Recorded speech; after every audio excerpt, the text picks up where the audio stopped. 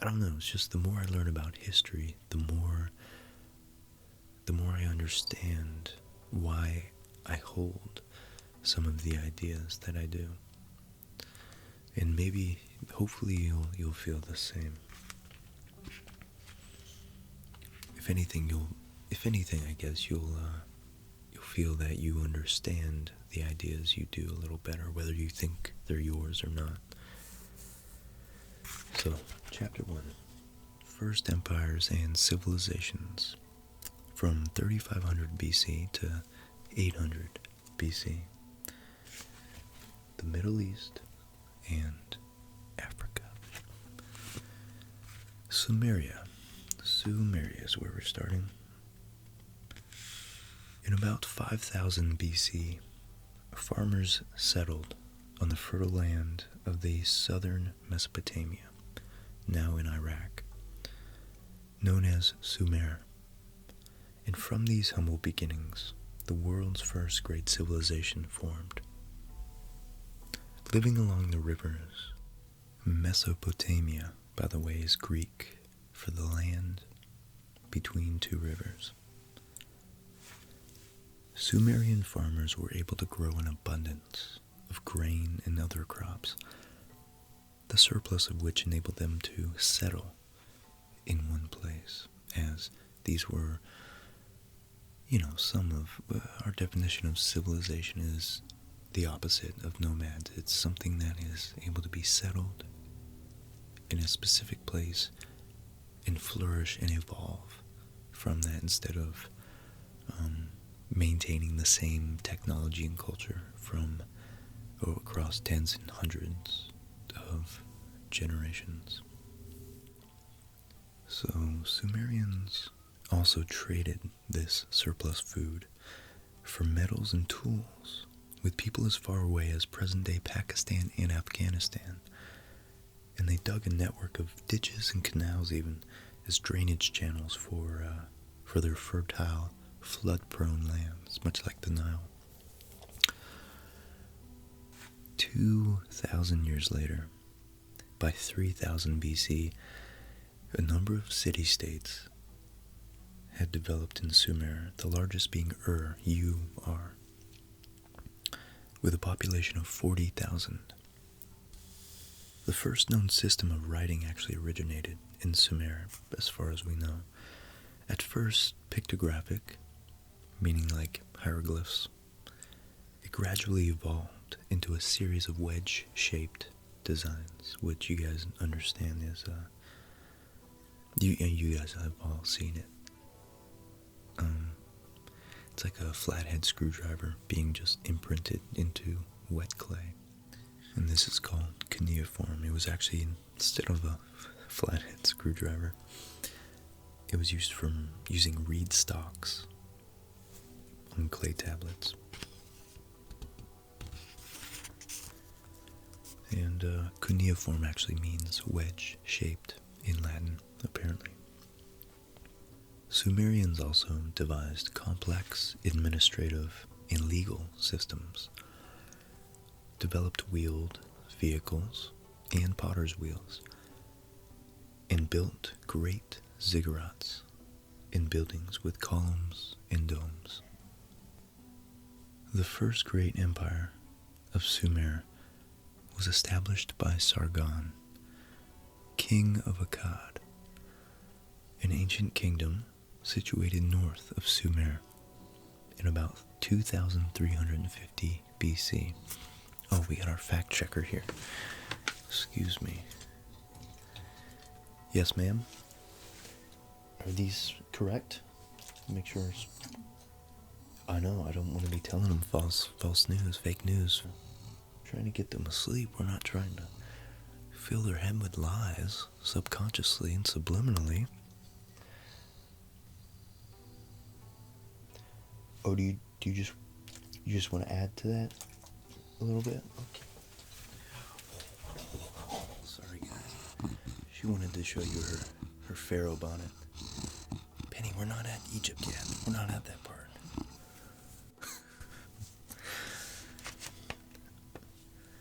So we said, The first great empire was established by Sargon of Akkad, maybe.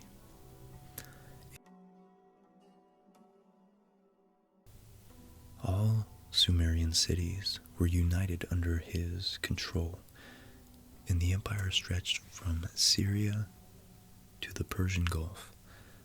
This dynasty was destroyed in about 2200, so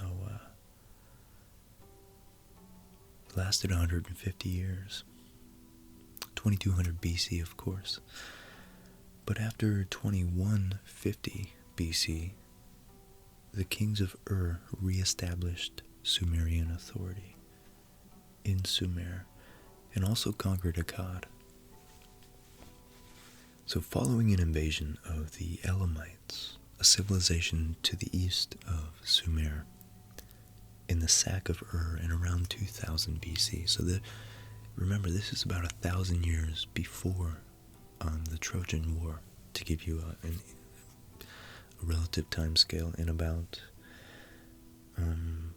500 years after the Great Pyramid of Giza was built. So 2000 BC, following an invasion by the Elamites,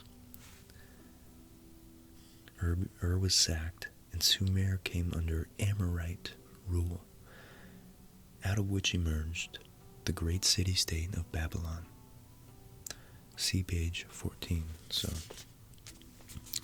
that's unlike a big, dense history book. That's actually only one page away. So that was the Sumerians.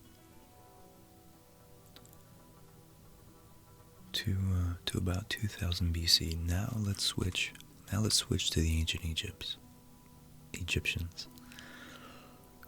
The Old Kingdom. The Old Kingdom is the first kingdom, obviously. The first great civilization in Africa began with the settlement of the Nile Valley in the northeast. Well, I guess for you it'd be up here. The northeast of the continent in around 5000 BC. That's 7,000 years ago. And by the way, it's worth putting in here that 7,000 years ago, the earliest roots of the Egyptian culture might have been grabbing and themselves being in a historical offshoot of an even earlier preceding civilization. Turkey, modern day Turkey, Asia Minor, there's a monolithic site that's actually pretty large, with monoliths being huge single stones like Stonehenge. Dates from 9 to 10,000 years BC. So it's worth mentioning, I think, that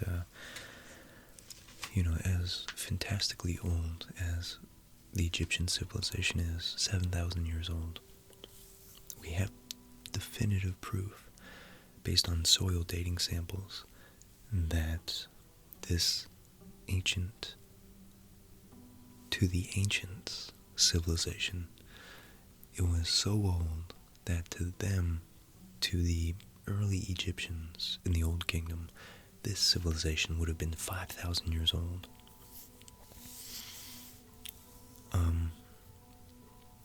I think it gives a proper historical context, and it's in the right direction to where we should be, to where our perspective should be, given that we know so much about evolutionary biology now, and we know that our species is way older than 6,000 years old.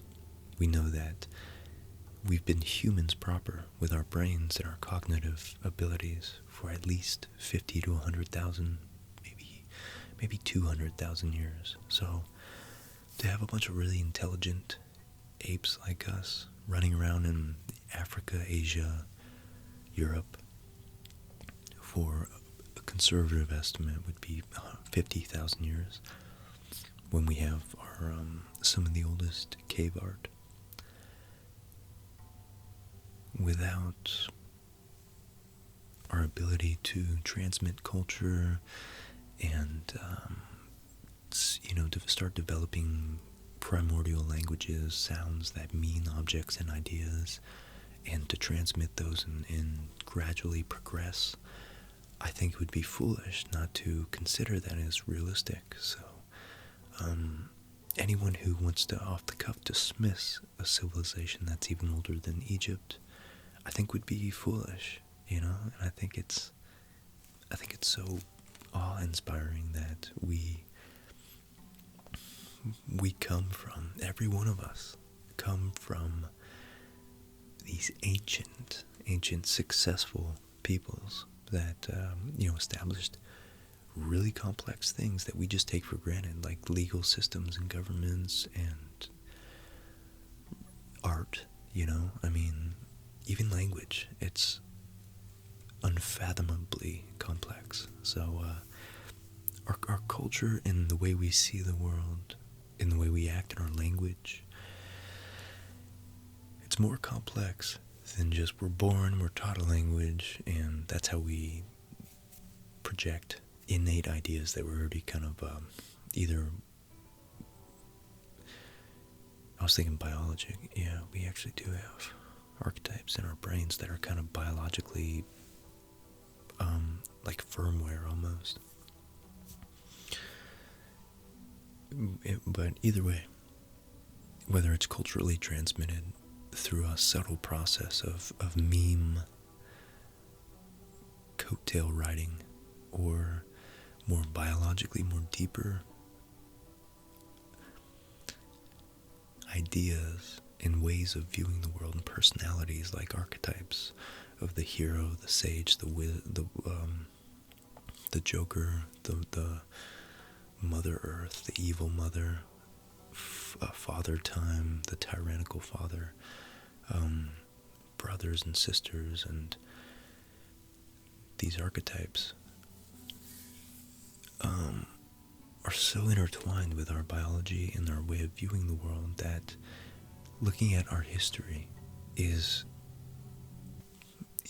certainly not the only way, and it shouldn't be. There shouldn't be any one thing that we put our stake in and claim as the source of all truth, as rational animals, but also feeling animals that feel an intrinsic sense of meaning in certain things we do, and meaning and lack of meaning in certain things we don't do.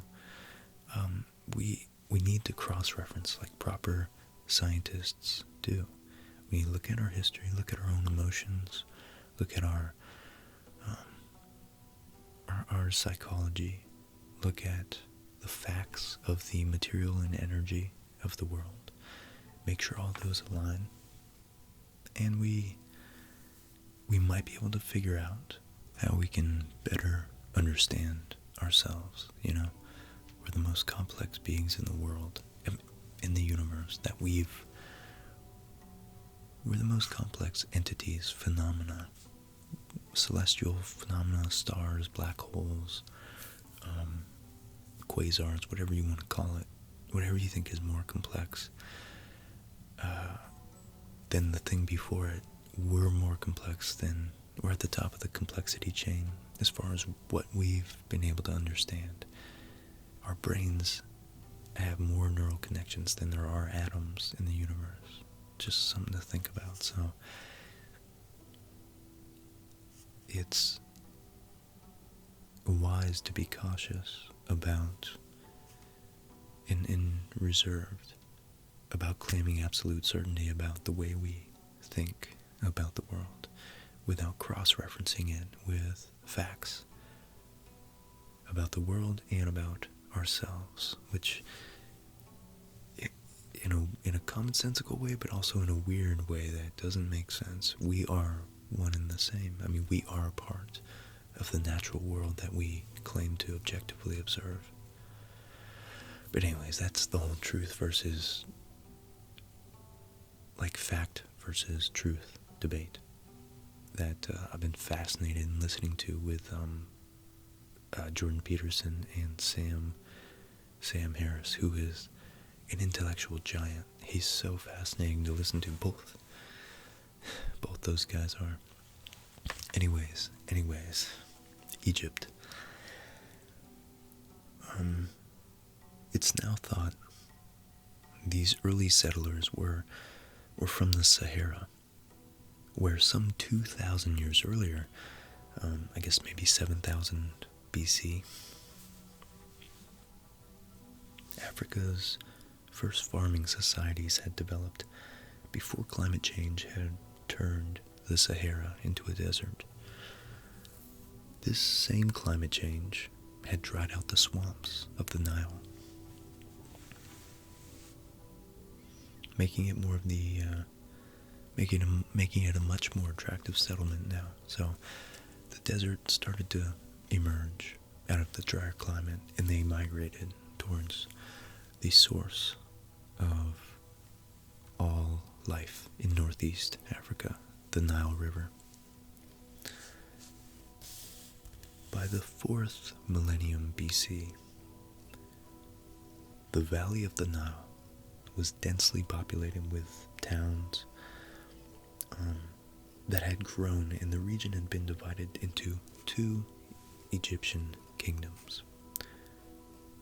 Traditional Egyptian chronology tells us that in 3200 BC, the pharaoh or ruler Menes, M-E-N-E-S, unified 2 kingdoms to create a single state.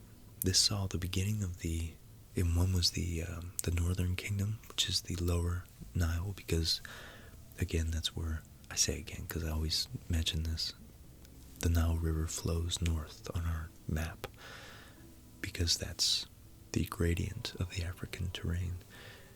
From Central Africa north, the terrain generally goes downhill. That's the watershed, the general, the lay of the land. So the upper Nile is closer to the source, which is closer to the mountains, which is south, and near Nubia. So these 2 kingdoms were the upper and the lower Nile. This saw the beginning of a 3,000-year civilization that was marked by monumental tomb-building projects and the flourishing of Egyptian culture.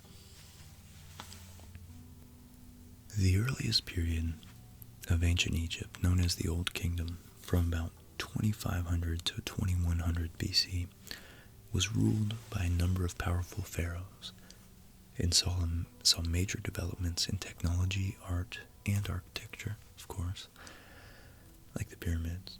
During this era, hieroglyphic script was developed, and the Great Sphinx and Giza pyramids were constructed, during which thousands of ordinary Egyptians died. The pyramids provided for the afterlife of the pharaoh and were closely associated with the cult of the sun god Ra. Their flared shape resembled the rays of the sun and provided for the deceased king of a stairway to the gods. And again, as a quick aside, the Great Sphinx, the Sphinx on the Giza Plateau, if you guys know Robert Schoch, Graham Hancock, Robert Vuval, and John Anthony West, they're all great proponents of individual research about the Sphinx, and how there's weathering around the Sphinx that appears very, very conclusively to come from rain and not from Nile flooding. And just as we were talking about the climate, it appears that maybe there was even older civilizations back 10,000 years BC that might have built the Sphinx, because the Sphinx appears to have some weathering on it through rain and wind erosion that can't be accounted for simply by the dry, arid 4,000 years that it's purported to have been around. So, anyways, I just think it's if there's evidence, it's worth considering, and it's cool to think that our advancements technologically and culturally and architecturally and all this, maybe even older than we'd like to give ourselves credit for. So that was the Old Kingdom and the Ancient and New Kingdoms, the Middle and New Kingdoms of ancient Egypt. A period of stability in Egypt, known as the Middle Kingdom, from 1938 BC to 1630 BC, still 500 years before the Trojan War. Followed a century of severe drought, famine, and a collapse of the central government of the Old Kingdom. Thereafter, Egypt's pharaohs restored the country's prosperity and stability by securing its borders, increasing its agricultural output, and acquiring vast mineral wealth, partly by reconquering the lands of Nubia in the lower parts of Africa that was rich in quarries and gold mines. This era was known for its jewelry and goldsmiths' designs, the worship of Osiris, the god of death, and the rebirth, the god of death and rebirth, which is interesting. It's kind of like a Jesus metaphor there. Also spread across Egypt during this time, leading to the prevailing belief that everyone, not just pharaohs, would be welcomed by the gods after death.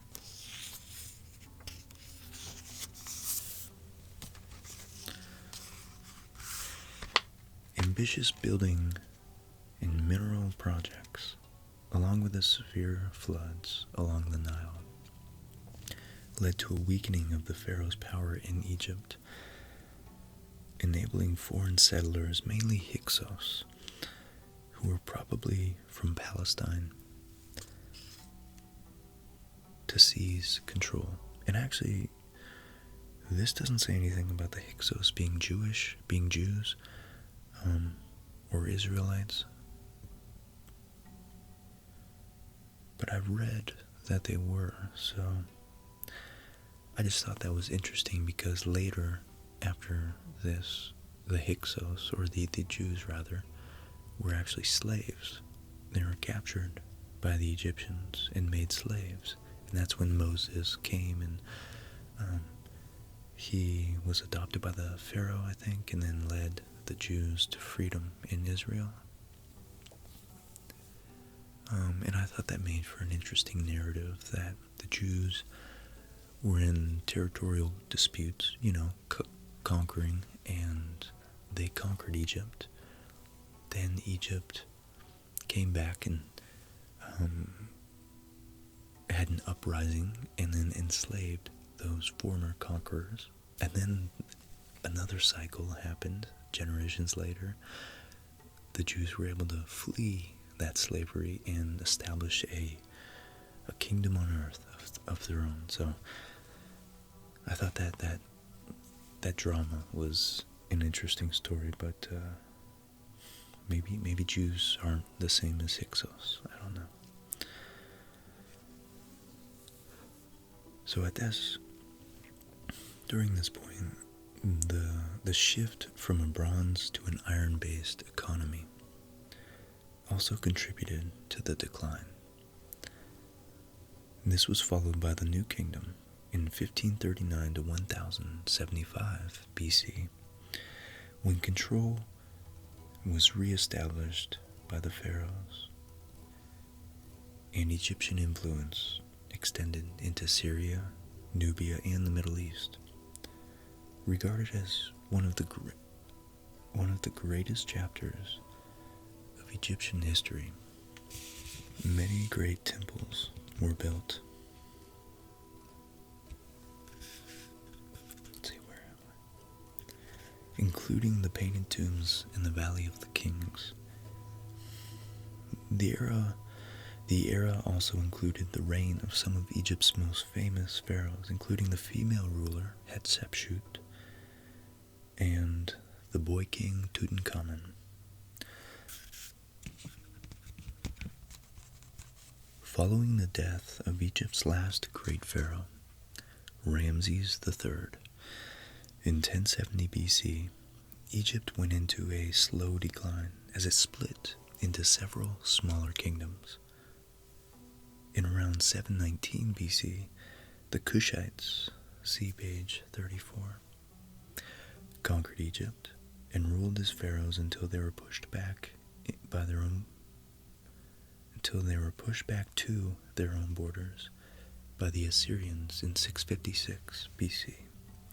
Assyrian rule was followed by Persian conquest in 525 BC, occupation by Alexander the Great, the Macedonian, the place above Greece, ruler, in 332 BC, and finally by Roman conquest in 30 BC. And so the last 1,000 years before Christ, Egypt was essentially just a wheelhouse of every couple hundred years, a new empire, a new budding empire from the Mediterranean, Africa, and the Middle East, coming to conquer it. And here's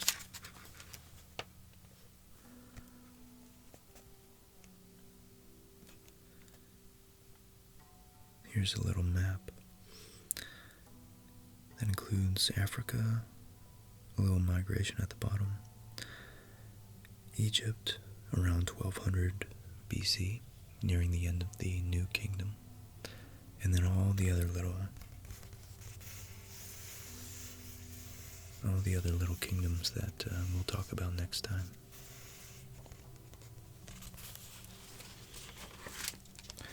So that took way longer. Who would have thought? than I wanted it to, but nonetheless, it was fun. It was interesting. Some parts of it I just had to put my 2 cents in, so I hope that wasn't too much of a buzzkill, I guess. But yeah, hope you guys liked it. I'm gonna continue using this book because I think it's useful, it's pithy, it's right to the point, and we'll be using this book a lot more. There's quite a bit left to explore in it. Until then, get some sleep, guys. Thank you all for supporting me, especially my Patreons, my PayPal, Venmo, live chat supporters, donators, and all of you who show love in the comments. I love talking to you guys. I love interacting.